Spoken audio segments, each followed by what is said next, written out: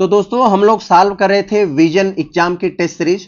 आपके आने वाले exam UPPSC RO prelims exam 2025 के लिए बहुत ही विश्वसनीय, बहुत ही भरोसेमंद संस्था का बहुत ही बेहतरीन प्रैक्टिस सेट।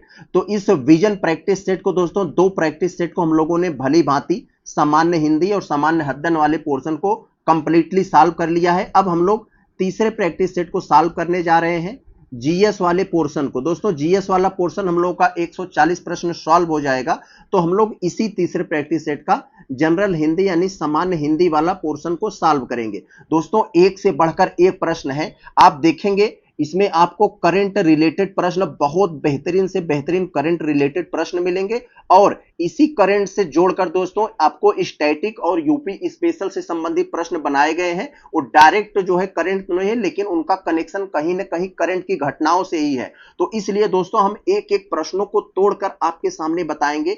वीडियो को अंत तक देखिएगा, आपको बहुत सारा इंफॉर्मेशन, बहुत सारी नई सूचनाएं आपको यहां पर जानने की मिलेंगी। तो दोस्तों यहां से हम लोगों का शुरू है ये सामान्य अध्ययन वाला पोर्शन। तो यहीं से हम लोग देखते हैं, वीडियो को अंत तक देखिएगा, प्रश्नों को देखकर घबराइएगा नहीं। कुछ प्रश्न आपको बड़े मिल सकते हैं, कुछ छोटे मिल सकते हैं, और बड़े प्रश्न को तोड़ने में बहुत ही आसानी होती है, वो देखने में सिर्फ बड़े होते हैं। एग्जाम में ऐसे प्रश्न देकर आपको डरा दिए जाते हैं, आप जो है भयभीत हो जाते हैं, आते हुए प्रश्न को नहीं कर पाते हैं। तो दोस्तों यहां से हम अपने पहले वाले प्रश्न को स्टार्ट करते हैं। बहुत ही बेहतरीन प्रश्न है। क्रय शक्ति समता से संबंधित आपको कुछ कथन दे दिए गए हैं, उन्हीं कथनों को पढ़कर बताइए कौन सा कथन हमारा सही है। तो दोस्तों अगर आप क्रय शक्ति समता के बारे में थोड़ा सा भी पढ़े होंगे तो आप इसको समझ जाएंगे, क्योंकि दोस्तों एक कहावत है ना कि सब कुछ के बारे में कुछ कुछ जानिए और कुछ के बारे में सब कुछ जानिए। तो आप ये सिद्धांत लेकर चलेंगे तो कर लेंगे। क्रय शक्ति समता जिसे कहा जाता है परचेजिंग पावर पैरिटी, ये यही सिद्धांत होता है दोस्तों। एक क्रय शक्ति समता एक सिद्धांत होता है जो बताता है कि विभिन्न देशों में वस्तुओं का मूल्य समान होना चाहिए, भले से मुद्रा बदल जाए लेकिन मूल्य समान होना चाहिए। तो यही कह रहे हैं पहले वाले कथन को। अगर हम देखें तो ध्यान से देखिएगा, घबराइएगा नहीं। क्रय शक्ति समता का उपयोग विभिन्न देशों की मुद्राओं के बाजार विनिमय दर के आधार पर तुलना करने के लिए होता है। नहीं दोस्तों, यहां पर यह गलत हो गया, वास्तविक क्रय शक्ति के आधार पर होता है, बाजार विनिमय दर पर नहीं होता है ये। तो ये हमारा यहाँ पर ये गलत हो गया पहला। अब पहला गलत हो गया, देखो हम ऐसा तो नहीं हम सब कुछ जानते हैं, क्रय शक्ति समता के बारे में खूब पढ़ लिए हैं, तो ऐसा बिल्कुल नहीं है। तो इतना तो सब कुछ मालूम होगा भाई, इतना तो सब जानते हैं, बस इतने का काम है यहाँ। तो पहला यानी हमारा गलत हो गया, तो विकल्प में पहला नहीं होना चाहिए, हर जगह काट दीजिए, जो बचेगा आपका उत्तर हो जाएगा बी। कितने आसानी से, क्योंकि इतना तो सब जानते हैं भाई, तो इतने का जरूरत था। बाकी आप ये यहां जानते हैं नहीं जानते हैं कोई फर्क नहीं पड़ता, इसीलिए ऐसे प्रश्न बनाए जाते हैं, बहुत सरल होते हैं। तो इसका मतलब ये सब सही है। पीपीपी उन वस्तुओं और सेवाओं की मात्रा पर केंद्रित होती है जिन्हें प्रत्येक देश में मुद्रा की एक निश्चित राशि खरीदा जा सकता है। नीति आयोग ने पीपीपी के आधार पर भारत की अर्थव्यवस्था का आकार 15,000 अरब अमेरिकी डॉलर आका है। यस, पीपीपी को श्रम उत्पादक की तुलना के लिए प्रामाणिक आर्थिक मापदंड माना गया है। तो सब सही है, विकल्प नंबर बी आपका आंसर होगा। चले हम अगला प्रश्न को देखते हैं दोस्तों। बहुत अच्छा प्रश्न है दूसरा वाला। दूसरे में दोस्तों गिनी गुणांक से संबंधित प्रश्न है। आप लोग जानते हैं गिनी गुणांक असमानता को मेजर करने के लिए किया जाता है कि कहां कितनी असमानता है, और उसका मान जो होता है 0 से लेकर 1 के बीच होता है। 0 का मतलब यह होता है कि पूरी तरीके से समानता है, 1 का मतलब यह होता है कि पूरी तरीके से असमानता है। तो चले हम लोग देखते हैं, यह आय और संपत्ति वितरण में असमानता को मापने वाला सूचक है। यस, यही मैंने बताया, गिनी गुणांक का मान 0 के 1 बीच होता है, जहां 0 पूर्ण असमानता, मेरे भाई गलत, मैंने बताया ना, 0 का मतलब पूर्ण समानता, 1 का मतलब पूर्ण असमानता। तो ये 2 गलत हो गया, जहां 2 होगा आप हटा दीजिए, आपका आंसर बन जाएगा। जो है यहां 2 बैठा है, यहां 2 बैठा है, इसको हटा दिया आप लोगों ने और ये कर दिया। अब चले हम तीसरा देख लेते हैं, अभी काम नहीं बना हम लोगों का। तीसरा में चले देखते हैं क्या है हमारा। ये तीसरा कह रहा है यह निर्धनता का प्रत्यक्ष एकमात्र सूचक है। तो मेरे भाई नहीं, यह निर्धनता का प्रत्यक्ष मापक एक नहीं है। निर्धनता का सटीक जानकारी के लिए अन्य सूचकांकों का भी इस्तेमाल किया जाता है, यह प्रत्यक्ष और एकमात्र थोड़ी ना है, ये कैसे हो सकता है। तो ये गलत हो गया। और चौथा में कह रहा है इसका ग्राफी निरूपण लॉरेंज वक्र और समानता रेखा के बीच के क्षेत्र से किया जाता है। यस, तो 1 और 4 सही है केवल हमारा, 1 और 4 विकल्प नंबर ए। इनमें से रोग पैदा करने वाला सूक्ष्मजीव कौन है? रोग पैदा करने वाला सूक्ष्मजीव कौन है दोस्तों? तो रोगाणु होता है, क्योंकि दोस्तों रोगाणु के अंतर्गत ये बैक्टीरिया और ये वायरस ये सब आ जाते हैं इसके अंतर्गत। तो ये रोग पैदा करने वाले सूक्ष्मजीव रोगाणु होते हैं। विकल्प नंबर ये आपका बी हो जाएगा। तो दोस्तों अब हम लोग देखने जा रहे हैं क्वेश्चन नंबर चौथे को। चौथे में आपसे क्या पूछा जा रहा है? दूध। दूध इनमें से किसका उदाहरण है? किसका उदाहरण है आपको बताना है कि यहां पर वो इमल्सन का उदाहरण है, सॉल का, फोम का, एरोसॉल का। तो आप इसे क्लास 11 में अच्छी तरह से पढ़े होंगे। इमल्सन, दूध इमल्सन का उदाहरण है। विकल्प नंबर ए हो जाएगा, यही आपका आंसर होगा। इमल्सन क्या होता है? जब दो लिक्विड आपस में मतलब घुले मिश्रण, दो लिक्विड का मिक्सचर होता है और एक लिक्विड दूसरे में परिक्षिप्त यानी डिस्पर्स होता है, यानी एक दूसरे में छिपा रहता है। जैसे एक वाटर होता है दूध में, तो ये वाटर हो गया, W से लिख दिया, और वाटर में फैट यही छिपा रहता है, वो दिखता नहीं है। जब आप बहुत ज्यादा खौलाओगे, वाटर ज्यादा खत्म करोगे, तो वही जो है मक्खन बन जाता है। तो इमल्सन का उदाहरण है। साल दोस्तों यहां पर क्या है? साल पेंट का उदाहरण होता है। यही होता है जैसे कुछ ठोस पार्टिकल होते हैं, कुछ जैसे ये लिक्विड हो गया, यहां पर मान लीजिए वाटर हो गया, वाटर में कुछ सॉलिड उसके अंदर बैठे रहते हैं, तो यही पेंट होता है। एरोसॉल क्या होता है दोस्तों? एरोसॉल में क्या होता है? पहले गैस होती है, ये मान लीजिए गैस है, गैस के अंदर क्या रहता है? कुछ ठोस पार्टिकल रहते हैं, सॉलिड, कुछ सॉलिड पार्टिकल बैठे रहते हैं गैस के अंदर, ये एरोसॉल हो जाता है। फोम क्या होता है? शादी विवाह में जो आप लोग जो है वो फोम मारते हो, जो है स्प्रे वगैरह, तो क्या होता है? इसमें एक तरह का लिक्विड होता है, यहां पर हम लिक्विड लिख दे रहे हैं। लिक्विड के अंदर क्या बैठा होता है? कुछ गैसेस होती हैं। यस, तो यही सबका मैंने उदाहरण बता दिया। ए आपका उत्तर होगा। आगे चले अगर हम लोग देखें ये 5वें वाले में, तो इसमें दोस्तों बहुत अच्छा प्रश्न है। मधुमेह, डायबिटीज से संबंधित प्रश्न है, जो कि एक बहुत ही सामान्य बीमारी है। यह किससे संबंधित है दोस्तों? यह पैंक्रियाज से संबंधित है। विकल्प नंबर ए हो जाएगा, यही आपका आंसर होगा। क्योंकि दोस्तों पैंक्रियाज क्या करता है? इंसुलिन रिलीज करता है, इंसुलिन हार्मोन्स को रिलीज करता है। इंसुलिन और शर्करा एक दूसरे के उल्टे होते हैं। क्या? एक दूसरे के विरोधी होते हैं। शर्करा, तो इंसुलिन ज्यादा रिलीज होगा, शर्करा कम रहेगा। जब अग्नाशय पैंक्रियाज इंसुलिन को रिलीज करना कम कर देता है, बंद कर देता है, तो ये शर्करा आपका बढ़ जाता है। यही आप लोग इस मैथ में ये आप समझ रहे होंगे मैं क्या लिखा हूं। तो इंसुलिन कम होगा, शर्करा बढ़ जाएगा, तो आपको वही डायबिटीज की समस्या हो जाएगी। तो फिर आपको इंसुलिन का इंजेक्शन लगता है, फिर वो शर्करा लेवल को मेंटेन करता है। तो यही विकल्प नंबर ए आपका आंसर हो जाएगा। आगे अगर हम लोग देखें दोस्तों 6वें वाले में, तो इसमें आपको क्या कह रहा है? सूची नंबर 1 दे दिया है, सूची नंबर 2 दे दिया है। सूची नंबर 1 में कुछ दर्रा और दूसरे में उसकी ऊंचाई दे दिया है। तो आप लोग इसके बारे में खूब पढ़े होंगे। तो चले हम लोग देखते हैं यहां से। बहुत अच्छा, देबसा दर्रा। देबसा दर्रा दोस्तों ये कहां पर है? देबसा दर्रा आप लोगों को जानू है, ये लगभग 5300 मीटर की ऊंचाई पर होती है, हिमाचल प्रदेश में है। ये हिमाचल प्रदेश में है। कहां है? हिमाचल प्रदेश में। रोहतांग क्या है? ये भी हिमाचल प्रदेश में है दोस्तों। ये लगभग 4000 मीटर का आसपास है। 4000 के कौन है आसपास? तो यहाँ ये है, ये हो जाएगा। बारालाचा दर्रा, तो बारालाचा दर्रा दोस्तों कहां पर है ये? तो ये भी लद्दाख और हिमाचल प्रदेश के लाहौल स्पीति जिले को जोड़ता है। तो ये हो जाएगा आपका यहाँ पर, ये इसकी ऊंचाई लगभग ये बारालाचा का ये 5000 के आसपास है। तो 48 हम मान ले रहे हैं यहाँ, 4850 ये हो जाएगा। और बचा एक बनिहाल दर्रा, जम्मू कश्मीर में है, तो 2832।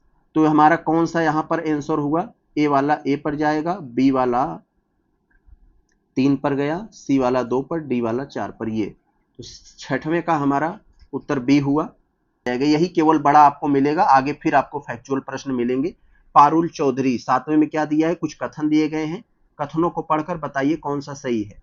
तो पारुल चौधरी ने 26वीं एशियाई एथलेटिक्स चैंपियन में महिलाओं की 5000 मीटर दौड़ तथा 3000 मीटर स्टीपलेज दोनों में रजत यानी सिल्वर जीता है। यस, बिल्कुल सही, क्योंकि दोस्तों ये 26वां एशियाई एथलेटिक्स चैंपियन ये कहां हुआ था, ये आपसे पूछ सकता है दोस्तों। ये दक्षिण कोरिया में हुआ था, साउथ कोरिया में, तो याद रखेंगे इसे। ये बात तो सही है। सचिन यादव ने पुरुषों की भाला फेंक में स्पर्धा में व्यक्तिगत सर्वश्रेष्ठ 85.16 मीटर के प्रदर्शन के साथ रजत यानी सिल्वर जीता। यस, बिल्कुल सही। और भारत की महिला 4x100 मीटर रिले टीम ने कांस्य पदक जीता, जिसमें अभिनया राजराजन और स्नेहा एस शामिल थी। दोस्तों ये बात यहाँ पर ठीक थी, लेकिन यहाँ गलत हो गया दोस्तों, क्योंकि यहाँ ये 4x100 नहीं होना चाहिए दोस्तों, यहाँ पर ये गलत हो गया, क्योंकि ये 4x400 था, 4x400 था यहाँ पर, इसलिए होना चाहिए था, इसलिए गलत हुआ यहाँ पर। तो ये तीसरा वाला यहाँ पर आपका ये गलत हो गया। अब तीसरा गलत हो गया तो हम हटा सकते हैं, इसको हटा सकते हैं, इसको कर सकते हैं। और ये भारतीय धावक अनिमेश कुजूर ने पुरुषों की 200 मीटर दौड़ में राष्ट्रीय रिकॉर्ड बनाते हुए कांस्य पदक जीता। यस, तो हमारा 1 2 4 सही हुआ। कौन हुआ? विकल्प नंबर ए सही होना चाहिए, ये वाला। बहुत अच्छा। आगे अगर हम लोग देखें, 8वें वाले में आपसे पूछा जा रहा है, बहुत अच्छा प्रश्न है, जरा ध्यान से देखिएगा हिस्ट्री से। क्या आपसे पूछ रहे हैं? आपसे कह रहे हैं कि कथन दे दिए हैं आपको और कारण दे दिए हैं, दोनों को पढ़कर बताइए, सही उत्तर दीजिए। कथन में कह रहे हैं विजयनगर साम्राज्य के विषय में हमें विदेशियों से भी जानकारी प्राप्त होती है। यस दोस्तों, विदेशियों में जैसे Domingo Paes, Niccolo de Conti, Abdul Razzaq जैसे विदेशियों से हमें, यात्रियों को विजयनगर की यात्रा किया, जिसके बारे में हमें ये प्राप्त होता है। तो डोमिंगो पायस दोस्तों हमें मालूम है ये पुर्तगाल का था, निकोलो डी कांटी इटली का था, अब्दुल रज्जाक फारस का था। तो ये सब जो है आए, और जो है इन सब से हमें विजयनगर साम्राज्य के बारे में जानकारी प्राप्त होती है। बिल्कुल सही। कारण, ये कथन कारण दोनों से, ये कारण इसको स्पष्ट भी कर रहा है, तो ए हमारा उत्तर होगा। आगे हम देखें अगर ये 9वें में, तो 9वें में हमें कह रहे हैं कि हालिया शोध के अनुसार, हालिया शोध हुआ दोस्तों, नीदरलैंड के एक मेडिकल यूनिवर्सिटी वालों ने एक शोध किया, तो उसी शोध के अनुसार क्रोनोटाइप किसे दर्शाता है? तो दोस्तों उन लोगों ने शोध करके बताया, जो नींद और जागने की, नींद और ये मतलब जागना और सोने के बीच के एक जो साइकिल होती है, उस पर उन्होंने रिसर्च किया और बताया कि जो लोग रात में जल्दी सोते हैं, जल्दी उठते हैं, वो दिन में एक्टिव रहते हैं, और जो लोग उल्लू प्रकृति के होते हैं, रात में देर रात तक जागते हैं और आधे दिन तक सोते हैं, वो पूरे दिन भर सुस्त रहते हैं और रात में एक्टिव होते हैं। तो यही है, व्यक्ति की नींद और जागने की जैविक प्रवृत्ति को बारे में ये दर्शाता है क्रोनोटाइप। यही उनका रिसर्च था, नीदरलैंड मेडिकल यूनिवर्सिटी वालों का। बहुत अच्छा, कोशिश करिए आप भी जल्दी सोइए, जल्दी उठिए। तो दोस्तों हम लोग देखते हैं 10वां प्रश्न, बहुत ही अच्छा प्रश्न, करंट से रिलेटेड प्रश्न है। आपसे अटल भूजल योजना के बारे में पूछा जा रहा है। अटल भूजल योजना के संबंध में कौन सा हमारा कथन सही है, बता दीजिए। तो दोस्तों आप लोग जानते हैं अटल भूजल योजना जो है ये केंद्र सरकार द्वारा 2020 में शुरू किया गया था। 2020 में केंद्र सरकार ने इसे शुरू किया था। क्यों शुरू किया गया था? कि ऐसे राज्य जहां पर ये ग्राउंड वाटर लेवल बहुत नीचे चला गया है, वहां पर ये योजना शुरू की गई थी, उसको वाटर लेवल को मेंटेन करने के लिए। और इसी से संबंधित है। शुरुआत में दोस्तों ये 7 राज्यों में शुरू की गई थी और बाद में 5 राज्य और जोड़े गए। इन 7 राज्यों में आप समझ सकते हैं कहां से, थोड़ा दिमाग लगाएंगे। गुजरात, राजस्थान जहां पर सूखा होगा, हरियाणा, उत्तर प्रदेश, कर्नाटक और उसके जो है आसपास से और जिले थे, इन्हीं को मिलाकर किया गया था। तो यह एक केंद्रीय क्षेत्र की योजना है। गलत दोस्तों, केंद्रीय क्षेत्र की योजना नहीं है दोस्तों, ये बात यहां पर गलत हो गई। क्यों? क्योंकि यह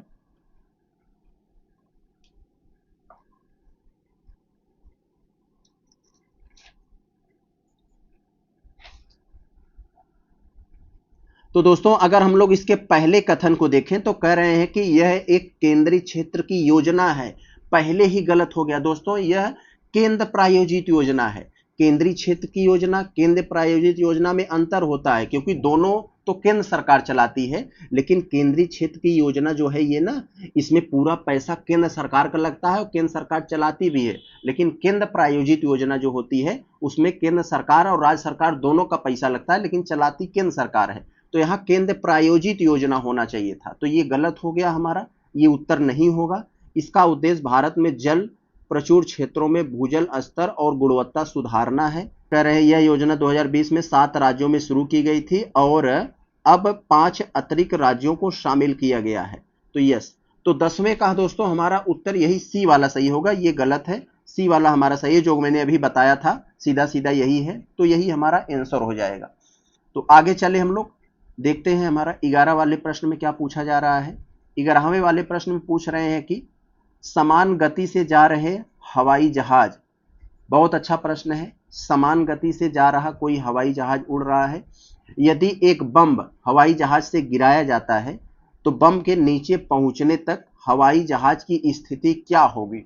तो इसका आप साधारण से उदाहरण कर सकते हो, ट्रेन में बैठे हुए या बाइक से कहीं जा रहे हो तो गेंद उछालिए ऊपर और आप जा रहे हो तो आप देखेंगे कि आप चल रहे होगे फिर भी गेंद आपके हाथ में ही आकर गिरेगा। तो इससे यह सिद्ध होता है कि बम जहां गिरेगा वो हेलीकॉप्टर या जहाज के नीचे ही गिरेगा, तो बम के गिरने के स्थान के ऊपर। तो 11 का यहां हमारा उत्तर ए हो जाएगा, बम के ठीक ऊपर हमारा हवाई जहाज रहेगा। तो ये आज आप प्रैक्टिकल करके देख सकते हो, ट्रेन में बैठे हो, गेंद उछालो, ट्रेन चल रही है तो ऐसा नहीं आप आगे चले जाओगे गेंद पीछे चलाएगा, गेंद आपके हाथ में ही आकर गिरेगी। तो वही सिद्धांत यहां भी लागू है। तो 12 अब हम चलते हैं 12वें वाले पर, देखते हैं अल्ट्रासाउंड से संबंधित प्रश्न है हमारा। सिंपल सा प्रश्न है, आप आराम से कर सकते हो अगर थोड़ा सा ध्यान दिए होगे तो। 12वें में कह रहा है अल्ट्रासाउंड यानी पराध्वनि का उपयोग शरीर के आंतरिक अंगों का प्रतिबिंब यानी चित्र प्राप्त करने, ट्यूमर तथा पथरी का पता लगाने में किया जाता है। यस, बिल्कुल सही। अल्ट्रासोनोग्राफी केवल हृदय की समस्याओं के लिए प्रयुक्त होती है। गलत दोस्तों, अल्ट्रासोनोग्राफी जो है हृदय की समस्याओं के लिए नहीं होती है। हृदय की समस्याओं के लिए तो कार्डियोलॉजी होती है ना, तो वो होती है हृदय समस्याओं के लिए। ये अल्ट्रासोनोग्राफी ये भ्रूण की जानकारी प्राप्त करना या फिर आंतरिक अंगों की जांच करना, इसके लिए होता है। तो दूसरा हमारा गलत हो गया। तो जहां जहां दो है आप उसको काट देंगे तो आपका उत्तर मिल गया। क्योंकि दोस्तों बड़ा ही जो ऐसे चीजों में जो गलती करता है वो आप जानते रहते हैं। देखो ये आप जानते थे ना, हृदय की समस्याओं की जांच करने के लिए अल्ट्रासोनोग्राफी थोड़ी ना होता है मेरे भाई, वो तो इकोकार्डियोग्राफी होता है ना। तो ये गलत हो गया। तो आप पता लगा लिए एलिमिनेशन के माध्यम से, आपका उत्तर बी होगा। पराध्वनिक यानी अल्ट्रासाउंड का उपयोग यही मैंने जो बताया भ्रूण की और शिशु का लिंग पता करने के लिए भी किया जाता है, जो इस समय इलीगल है। वृद्धि एवं जन्मजात दोषों का पता लगाने के लिए भी किया जाता है। तो 1 और 3 हमारा सही होगा। आगे चले हम लोग देखते हैं 13 वाले में। 13 वाले में कह रहा है कि भारत की जलवायु को प्रभावित करने वाले कारकों के संदर्भ में कथनों पर विचार कीजिए, विचार करके बताइए कौन सा सही है। पहले कथन को अगर आप पढ़ेंगे, भारत की जलवायु को नियंत्रित करने वाले कारकों में अक्षांश, स्थल रूप, ऊंचाई, समुद्र तट से दूरी, पर्वत श्रृंखलाएं। यस, बिल्कुल सरल सा प्रश्न यही है। हिमालय पर्वतमाला भारत को उत्तर से आने वाली शीत हवाओं से बचाती है। जी भाई, बचाती है। और अधिकांश भाग को उष्णकटिबंधीय जलवायु क्षेत्र बनाए रखती है। यस, ये चीज मैंने पिछले वाले टेस्ट सीरीज में बताया था डिटेल से। तो दोनों सही है हमारे, विकल्प नंबर सी सही हो जाएगा। आगे चले हम लोग देखते हैं। देखें 14 वाले में हमसे क्या पूछा जा रहा है। यहाँ बहुत अच्छा प्रश्न है, जरा ध्यान से देखिएगा। मैडम क्यूरी ने कथनों पर आपको निम्नलिखित मतलब कुछ कथन दे दिया गया है, कथनों को पढ़कर बताइए। तो पहला कथन देखिए दिया है हमारे पास, ये मैडम मारी क्यूरी ने, जिसे केवल मैडम क्यूरी कहा जाता है, मैडम क्यूरी ने यूरेनियम अयस्क से रेडियम नामक तत्व अलग किया था जो यूरेनियम से अधिक मात्रा में विकिरण उत्सर्जित करता था। यस, ये बात सही है बिल्कुल, ये वाला हमारा तो सही निकला। अब पोलोनियम नामक तत्व की खोज मैडम ये क्यूरी ने ही किया था। यस दोस्तों, मैडम क्यूरी ने एक तत्व की खोज किया और वो सोचा कि इसका क्या नाम रखें, तो वो पोलैंड के थे, तो अपने ही देश के नाम पर उन्होंने पोलोनियम रख दिया। तो यस, ये भी वाला सही है। रेडियम और पोलोनियम दोनों ही भौतिक पृथक्करण द्वारा अलग किया जा गया है। गलत बात है, ये रासायनिक पृथक्करण द्वारा अलग किया जाता है, भौतिक पृथक्करण द्वारा नहीं। तो ये तीसरा गलत हो गया।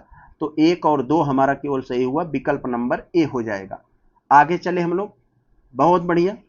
15 वाले में दोस्तों हमसे क्या पूछा जा रहा है, जरा ध्यान से देखते हैं। निम्नलिखित कथनों पर विचार करें, विचार करके बताएं। तो शक संवद 378 ईस्वी से आरंभ हुआ था, यस नो डाउट। गुप्त संवत 319 ईस्वी से आरंभ हुआ है दोस्तों, यस ये भी सही है। भारत में मुसलमान का शासन युग 1192 से शुरू हुआ, यस दोस्तों, जब पृथ्वीराज चौहान को हराकर मोहम्मद गोरी ने जीत लिया था, तभी से मुसलमान की शासन शुरू हुआ। उसके पहले मुसलमान आते रहे जाते रहे, लेकिन शासन उस तरीके से अस्थायी रूप से नहीं हुआ, ये तभी से हो गया। तो ये तराइन के द्वितीय युद्ध से। तो विकल्प नंबर हमारा तीनों सही हो जाएगा। आगे चले हम लोग देखते हैं 16 में हमारा क्या पूछा जा रहा है। भागवत धर्म से संबंधित प्राचीनतम अभिलेख साक्ष्य कहां से हमें प्राप्त हुआ है। तो दोस्तों ये विदिशा का हेलियोडोरस का बेस नगर अभिलेख से, तो मध्य प्रदेश में एक विदिशा नाम क्षेत्र है, वहां से हेलियोडोरस का बेस नगर अभिलेख प्राप्त हुआ है। ये भागवत धर्म से संबंधित है। विकल्प नंबर बी आपका आंसर हो जाएगा। तो दोस्तों अब हम लोग देखते हैं क्वेश्चन नंबर 17। बहुत अच्छा प्रश्न है, मैचिंग वाला।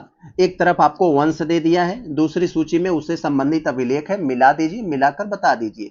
तो पाल वंश के बारे में यहां आप लोग अच्छी तरह से जानते हैं। पाल वंश से संबंधित ये खालिमपुर नालंदा भागलपुर अभिलेख संबंधित है, यस ये यहां से हो जाएगा।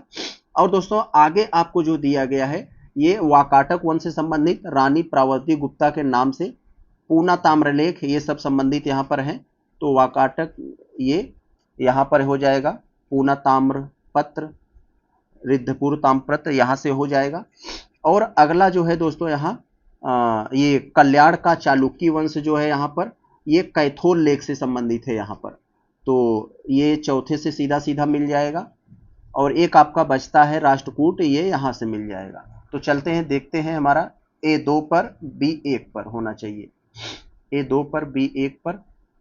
तो ऐसा कहाँ है A2 B1, तो यहाँ है, ए वाला हो जाएगा हमारा आंसर, ये वाला।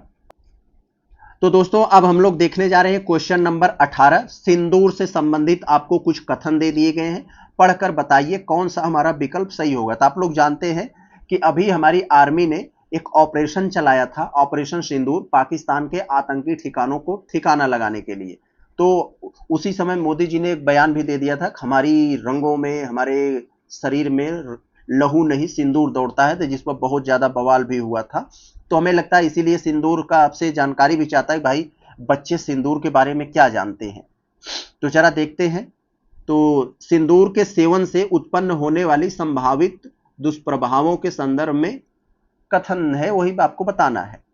तो यह पारा यानी सीसा जैसी विषैली धातुओं की उपस्थिति तंत्रिका तंत्र को प्रभावित करती है, यस तंत्रिका तंत्र को डिस्टर्ब कर देती है, एक सीसा है। इसके सेवन से पाचन संबंधी समस्याएं जैसे उल्टी और दस्त हो सकती है, यस ये भी सही है। यह शरीर में आयरन और कैल्शियम के स्तर को संतुलित करता है, नहीं भाई बिगाड़ देता है। तो ये सब विषय यहाँ पर ये गलत हो गया हमारा। लगातार संपर्क से कैंसर जैसी बीमारियों की संभावना बढ़ जाती है, यस तो ये चौथा वाला भी सही है। तो 1 2 4 सही होगा हमारा, विकल्प नंबर ए हमारा सही हो जाए। क्योंकि जब मोदी जी ये बयान दिए थे तो खड़गे जी मजा लेते हुए कहे थे कि भाई ये सीसा शरीर को कैसे जिंदा रख सकती है। आगे जरा हम लोग देखते हैं ये 19 वाले में क्या कहा जा रहा है। 19 वाले में दोस्तों आपसे कहा जा रहा है कि उत्तर प्रदेश के निम्नलिखित ऐतिहासिक स्थलों से जुड़े कुछ तथ्य दिए गए हैं, तथ्यों को पढ़कर बताइए सही विकल्प क्या होगा। तो दोस्तों पहला जो दिया गया है जौनपुर से संबंधित, मैं जौनपुर जिले से ही हूं, तो मुझे मालूम है जौनपुर को सिराजे हिंद कहा जाता है और यह शर्की सुल्तानों के काल में स्थापत्य संगीत कला का केंद्र रहा है, जो फिरोज शाह तुगलक ने अपने भाई मोहम्मद बिन तुगलक की याद में किया था दिल्ली सल्तनत में, और शर्की शासकों ने इसे आजाद कर लिया था। तो मैं ज्यादा ही बता दिया जौनपुर के बारे में, तो ये सही है। अतरंजी खेड़ा एटा जिले में काली नदी के किनारे स्थित है, जहां से चित्रित धूसर मृडभान संस्कृति के प्रमाण मिले हैं, यस। कौशाम्बी से समुद्रगुप्त का लेख जो है अशोक स्तंभ प्रयाग स्थानांतरित किया गया था, यस दोस्तों अकबर ने प्रयाग लाया गया था जो कौशाम्बी में था, अकबर ने लाकर इलाहाबाद किला में लगवा दिया था, तो ये भी सही है। हस्तिनापुर में केवल महाभारत कालीन घटनाएं घटित हुई थी और वह जैन धर्म से संबंधित कोई उल्लेख नहीं मिलता। मेरे भाई जैन धर्म से संबंधित कई उल्लेख है इसके, तो ये गलत हो गया। तो विकल्प नंबर 1 2 3 हो जाएगा, ये ए वाला आपका यहाँ पर उत्तर हो जाएगा। 19 में आपका कौन सा हो जाएगा, ए। चलते हैं हम लोग आगे देखते हैं। आप लोग जानते हैं हस्तिनापुर जैन धर्म का प्रमुख तीर्थ भी है, तो ये चीज कैसे सही हो सकता है, गलत हो गया। आगे देखते हैं 20 वाले में हम लोग क्या है। अभी आप लोग जानते हैं यहाँ पर लेबनान, सीरिया और यूएई, इन सब में वहाँ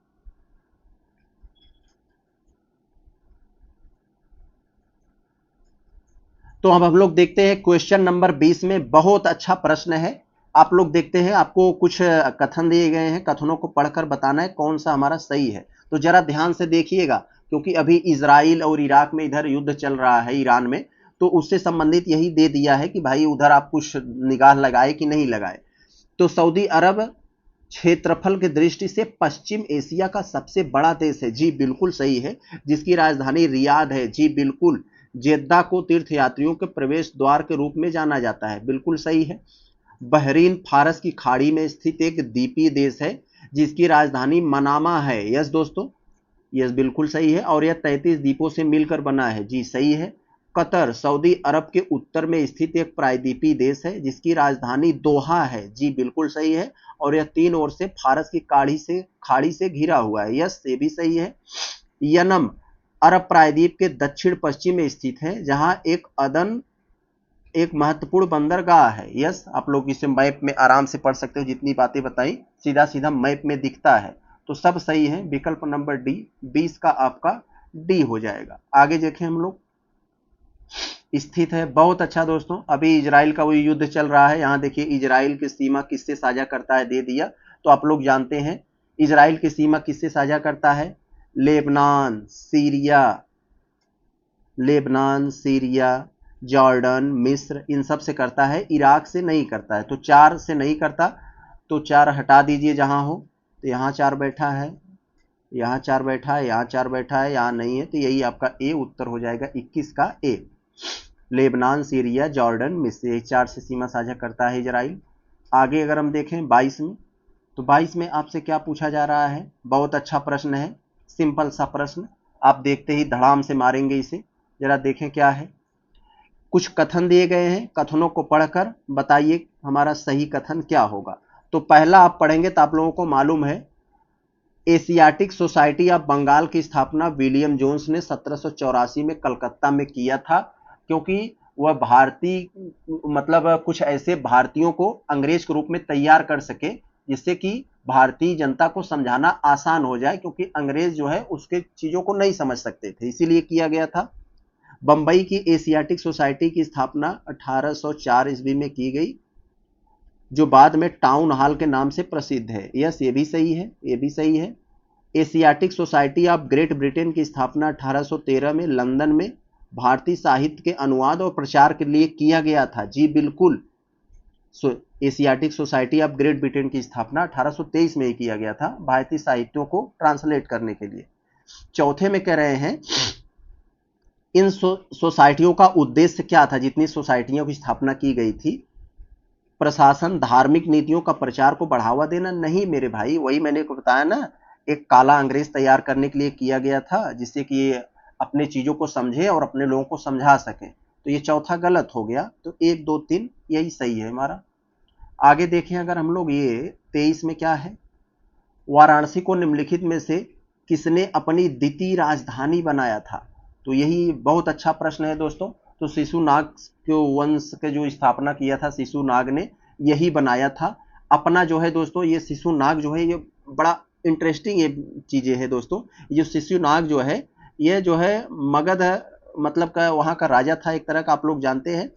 तो इसकी अपनी राजधानी राजगृह थी, क्या थी, राजगृह। तो यहाँ अपने अपने बेटे को ये बनारस में राज्यपाल के तौर पर नियुक्त किया था, और यहाँ पर भी एक अस्थाई मतलब एक तरह की राजधानी बना दिया था, तो उसे द्वितीय राजधानी कहा था। तो ये शिशुनाग ने ही किया था ऐसा। आगे अगर हम लोग देखें ऐसा 24 में क्या है, तो कथन कारण वाला है, कथन पढ़ लीजिए, कारण पढ़ लीजिए, उत्तर दीजिए। भारत में ब्रिटिश शासन का उद्देश्य भारतीय अर्थव्यवस्था को केवल एक कच्चा माल प्रदायक यानी कच्चा माल देने वाला बनाना था, यस दोस्तों। अंग्रेज चाहते थे कि यहाँ इंडस्ट्रियां न लगे, ये हमें केवल कच्चा माल दे, हम ले जाकर अपने यहाँ बनाए, वहां के लोगों को रोजगार मिले, फिर लाकर इन्हीं को हम बेचें, बिल्कुल सही। ब्रिटेन में औद्योगिकरण तेजी से हो रहा था और उसे अपने उद्योगों के लिए कच्चे माल का आवश्यकता थी, यस जो मैंने बताया यही है। दोनों सही है और इसको व्याख्या भी दे रहा है। ये हमारा सही हो जाएगा। आगे चलते हैं, देखते हैं 25 में। Tata iron and steel company TISCO की स्थापना कब हुई थी? भाई 1907 को हुई थी। आयरन और स्टील की एक निजी इंडस्ट्री, पहली निजी इंडस्ट्री थी। विकल्प नंबर ए किसके द्वारा शुरू की गई थी? आप लोग अभी जानते हैं इसके बारे में, आप कमेंट बॉक्स में जरूर बताइएगा कि ये किसके द्वारा शुरू किया गया था। तो जमदेश जी टाटा जी के द्वारा। आगे चले हम लोग देखते हैं 26 वाले में आपसे क्या पूछा जा रहा है?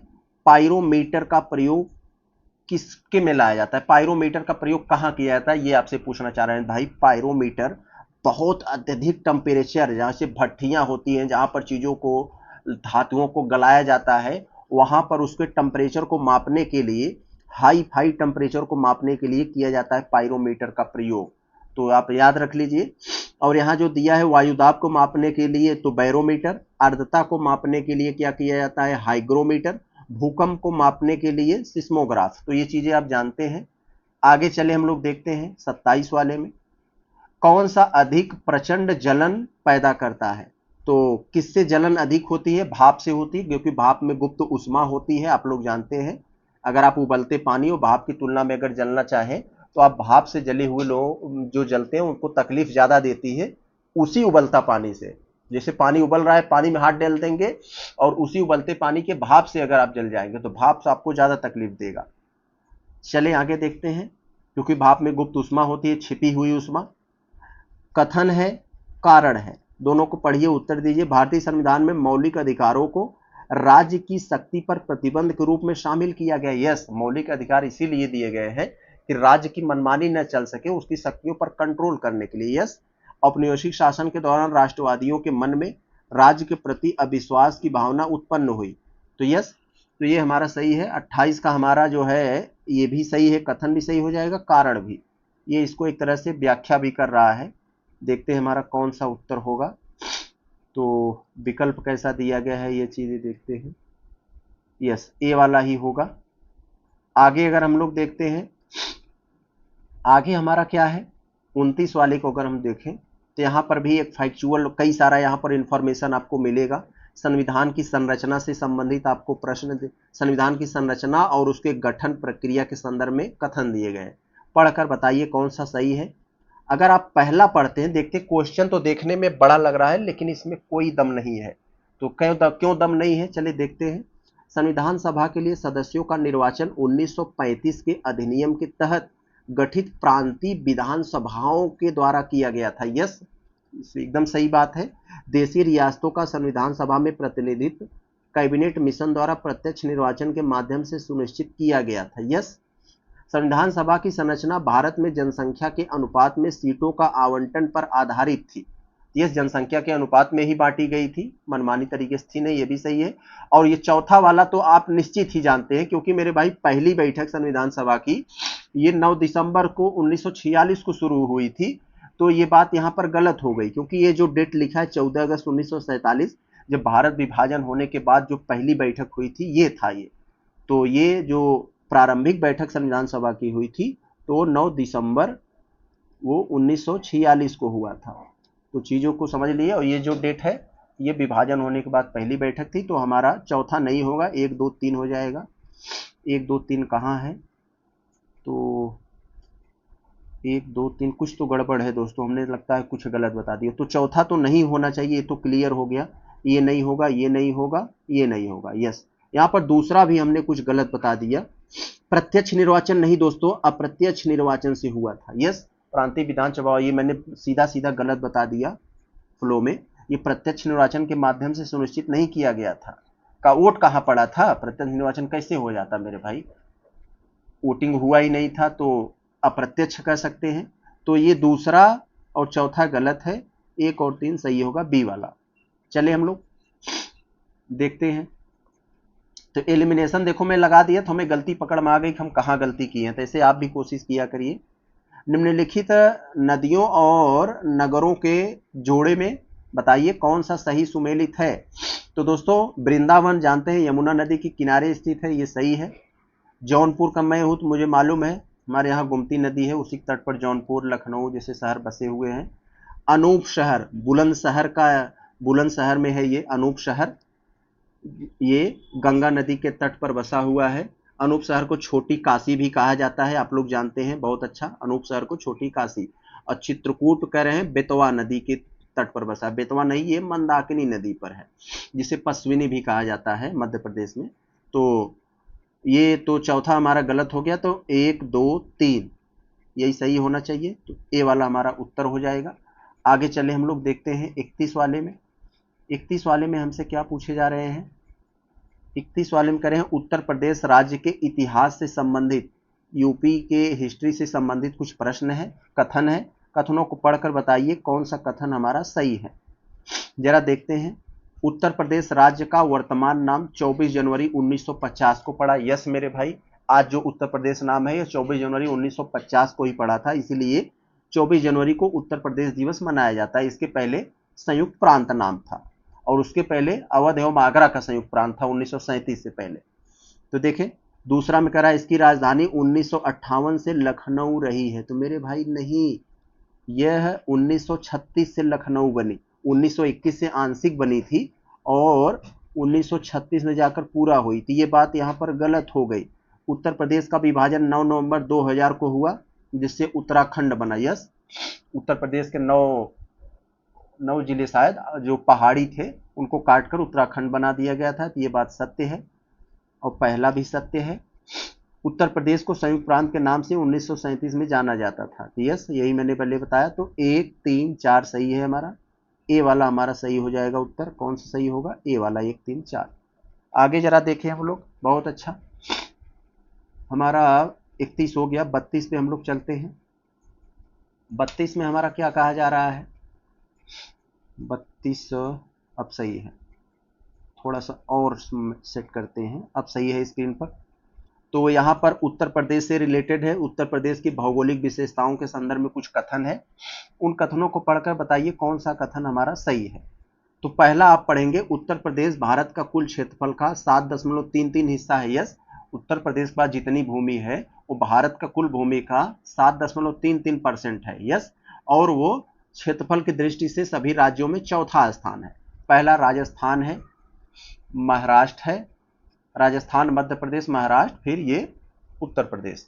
तो ये हो जाएगा। दूसरा क्या है? यह राज्य पूर्व से पश्चिम तक लगभग 650 किलोमीटर, उत्तर से दक्षिण 240 फैला हुआ है। यस, बिल्कुल सही। तीसरा कह रहा है कि उत्तर प्रदेश का उत्तरी सीमा नेपाल से मिलती है, जिसकी कुल लंबाई 579 किलोमीटर है। यस, सही है। उत्तर प्रदेश का सबसे कम वर्षा वाला जिला मथुरा है, यहाँ गोरखपुर दे दिया, और सबसे अधिक वर्षा वाला कह रहा है मथुरा है, तो यहाँ मथुरा की जगह पर गोरखपुर दे दिया, गोरखपुर जगह मथुरा दे दिया। तो ये गलत हो गया, क्योंकि उत्तर प्रदेश में सबसे ज़्यादा वर्षा गोरखपुर, सबसे कम मथुरा में। तो ये हमारा 1 2 3 सही हो जाएगा, ये वाला। आगे देखते हैं हम लोग 33 में। 33 में दोस्तों क्या पूछा जा रहा है, जरा देखते हैं। बहुत अच्छा, निम्नलिखित में से कौन सा सुमेलित नहीं है? तो कौन सा नहीं है? एपीकल्चर मधुमक्खी, यह सही है। सेरिकल्चर रेशम कीट, ये भी सही है। फाइकोलॉजी कह रहे हैं कवक उत्पादन से संबंधित है, तो ये गलत है, यही आपका आंसर होगा। पोमोलॉजी फलों के अध्ययन को पोमोलॉजी कहा जाता है, तो यस, ये सही था। तो जो दोस्तों यहाँ पर गलती था, फाइकोलॉजी जो है शैवालों के अध्ययन को कहा जाता है, कवकों को नहीं। तो ये शैवालों के अध्ययन को कहा जाता है, शैवाल को अध्ययन को। तो चले हम लोग अगला देखते हैं 34 वाले में। 34 वाले में जो आपसे पूछा जा रहा है, बहुत ही अच्छा प्रश्न है, थोड़ा सा दिमाग लगाएं, क्योंकि जितने भी प्रश्न मैं बताता हूं वो कहीं ना कहीं आप तुरंत ऐसे दिमाग लगाएंगे तो बड़े ही आसानी से हो जाएगा वो। तो कथनों पर विचार कर लीजिए, विचार कर बताइए कि कौन सा कथन सही है। तो पहला जब पढ़ोगे मेरे भाई, प्रोकैरियोटिक कोशिका, आप लोग जानते हैं कोशिकाएं यूकैरियोटिक और प्रोकैरियोटिक होती हैं। प्रोकैरियोटिक कोशिका में न्यूक्लियस नहीं पाया जाता है, न्यूक्लियस। तो केंद्रक झिल्ली से घिरा स्पष्ट केंद्रक पाया जाता है मेरे भाई, नहीं पाया जाता, यूकैरियोटिक में पाया जाता है। तो ये एक गलत हो गया। तो जिसमें एक एक है आप काट दीजिए, अभी उत्तर मिलेगा। माइकोप्लाज्म गैलीसेप्टिकमा सबसे छोटी धातु कोशिका है। यस, अगर हम लोग यहाँ पर देखें, कोशिका सिद्धांत का प्रतिपादन रॉबर्ट हुक के द्वारा 1665 में किया गया था। तो मेरे भाई ये कोशिका का नाम रॉबर्ट हुक ने दिया था यहाँ पर 1665 में, लेकिन कोशिका का सिद्धांत ये स्लाइडेन एंड स्वान ने दिया था। ये इसके 1800 के आसपास दिया था, तो ये गलत हो गया हमारा। कोशिका विज्ञान को साइटोलॉजी कहा जाता है, ये भी सत्य है। तो हमारा यहाँ पर जो हुआ 2 और 4 सही है यहाँ पर, यस ए वाला हमारा सही हो जाएगा यहाँ पर। आगे अगर हम लोग यहाँ पर देखें तो 35 वाले में, तो 35 वाले में हमारा यहाँ पर जो होगा, तो इसको थोड़ा सा हम छोटा करना पड़ेगा क्योंकि क्वेश्चन देखने में बड़ा लग रहा है लेकिन कोई दम है नहीं इसमें। न्यायपालिका की जवाबदेही सुनिश्चित करने के लिए कुछ कथन दिए गए हैं, भारत में जो अपनाई गई व्यवस्थाओं से है, उसको पढ़कर बताइए कौन सा हमारा कथन सही है। तो देखें दोस्तों, कोई दम नहीं है, जरा ध्यान से देखेंगे तो ये चीजें आपको क्लियर हो जाएगी। जरा हमको सर्दी जुकाम हुआ है फिर भी कोशिश कर रहे हैं। तो पहला है दोस्तों, आप लोग जानते हैं भारतीय संविधान में अनुच्छेद 124 जो सुप्रीम कोर्ट से संबंधित है, 217 और 124 सुप्रीम कोर्ट से संबंधित है, 217 और 218 हाई कोर्ट से संबंधित है।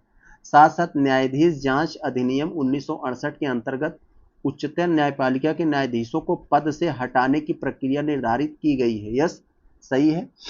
1999 की आंतरिक जांच प्रक्रिया मुख्यतः न्यायिक जीवन के मूल्यों पर पुनर्कथन 1997 और बेंगलोर सिद्धांत 2000 पर आधारित है, यस। सुप्रीम कोर्ट के किसी न्यायाधीश के विरुद्ध गठित जांच समिति में सुप्रीम कोर्ट के 2 न्यायाधीश और एक हाई कोर्ट का मुख्य न्यायाधीश शामिल होता है। तो नहीं दोस्तों, 2 नहीं, यह सुप्रीम कोर्ट के 3 न्यायाधीश होते हैं। तो यहां पर ये गलत हो गया, ये गलत हो गया। हाई कोर्ट के न्यायाधीश के विरुद्ध शिकायत के मामले में गठित समिति के संबंध में हाई कोर्ट के समिति के संबंधित गठित समिति में संबंधित हाई कोर्ट के वरिष्ठ न्यायाधीश शामिल होते हैं। मेरे भाई, संबंधित हाई कोर्ट के नहीं होते हैं, अलग हाई कोर्ट के होते हैं। तो ये नहीं तो पक्षपात हो जाएगा ना, चौथा भी गलत हो गया। 1 2 केवल सही है, ये हमारा आंसर हो जाएगा। आगे अगर हम लोग देखते हैं 36 वाले में अगर देखें तो ये हमारा एक थोड़ा सा यहाँ पर विकल्प उस चला गया है उस साइड में, फिर भी हम देख लेते हैं। न्यायिक जवाबदेही के संबंध में यही एक बड़ा प्रश्न है आपको, लेकिन इसमें दम नहीं है। जरा देखते हैं हम लोग।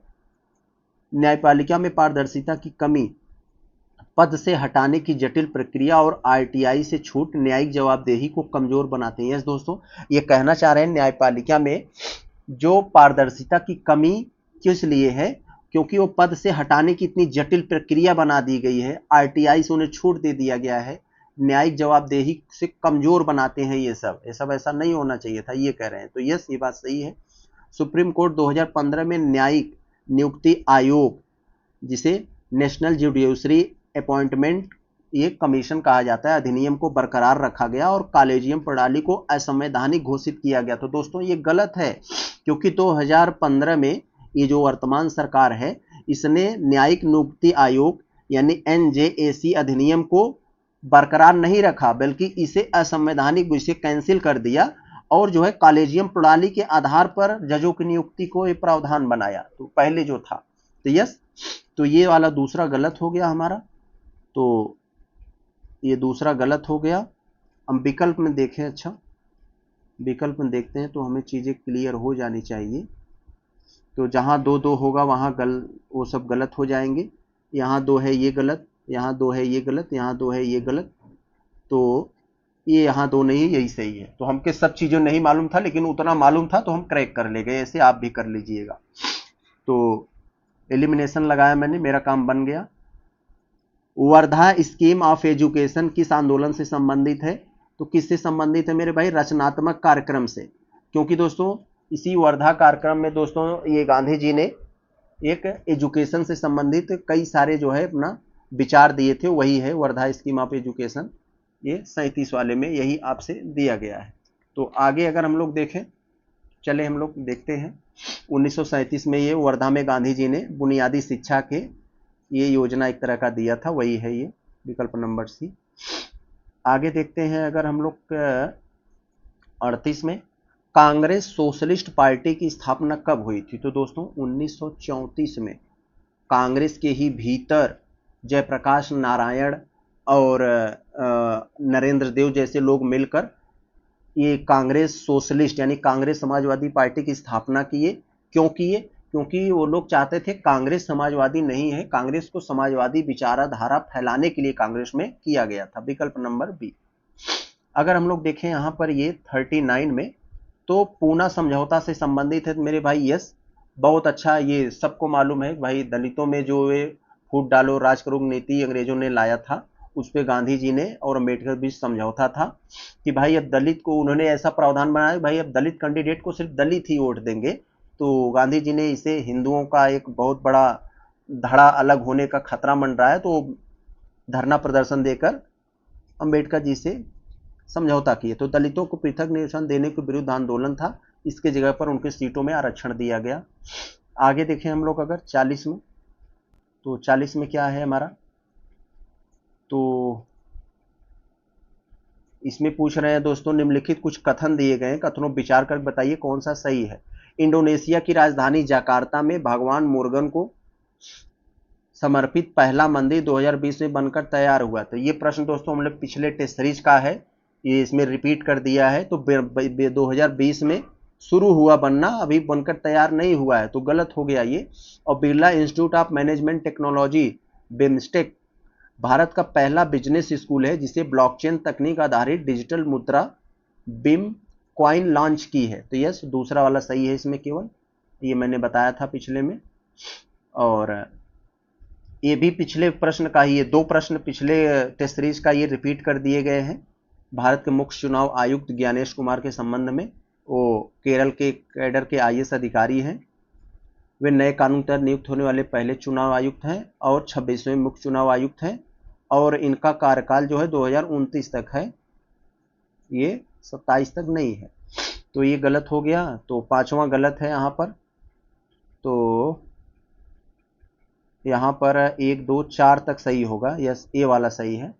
आगे अगर हम लोग देखें, ये यहाँ से अब देखिए हमें कुछ सीसेट के प्रश्न मिले हैं, हम बड़े ही आसानी से बिना लिखे बड़े ही अच्छे से सॉल्व करते हैं, जरा ध्यान से देखिएगा, क्योंकि सीसेट को नजरअंदाज हम नहीं कर सकते। जो कुछ मैथ रीजनिंग के सवाल आते हैं, अगर आप इसको इग्नोर कर देंगे तो वो बच्चे आपसे आगे चले जाएंगे जो आपसे कमजोर भी हैं, क्योंकि वो मैथ रीजनिंग अच्छे से जानते रहेंगे, भले से आप जीएस कितना जानते हैं, क्योंकि वो शुद्ध शुद्ध नंबर दे देगा।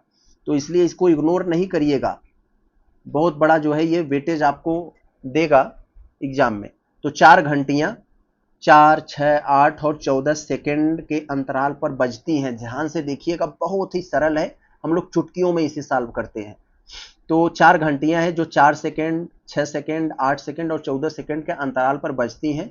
वे चारों इकट्ठी 12 बजे बजती हैं, बजना प्रारंभ करती है। तो वे किस समय फिर इकट्ठा बजेंगी? तो ऐसे सवाल जब भी आए तो उनका मेरे भाई आप एलसीएम निकाल लेना। 4, 6, 8, 14, इनका आप एलसीएम निकाल लोगे तो मेरे भाई 168 आपका एलसीएम आ जाएगा। 168 आ गया तो ये सेकेंड है, तो इसका मतलब ये 168 सेकेंड आया, तो इसको 60 से भाग दे दोगे तो मिनट में आ जाएगा। 60 से भाग दे दोगे तो आपको 120 और 48 बचेगा, यानी 2 मिनट 48 सेकेंड। तो 2 मिनट 48 सेकेंड आया, तो इसका मतलब 12 बजकर 2 मिनट 48 सेकेंड पर वो लोग बजेंगे। यस, देख लिए हम लोग, आगे चलते हैं हम लोग। बहुत अच्छा, तो ये कह रहे हैं कि यदि 24 मजदूर एक खाई को 18 दिन में खोद सके तो कितने मजदूर खाई को 16 दिन में खोद सकते हैं? तो दोस्तों आप लोग एक एमडीएच वाला फार्मूला पढ़े होंगे, एमडीएच।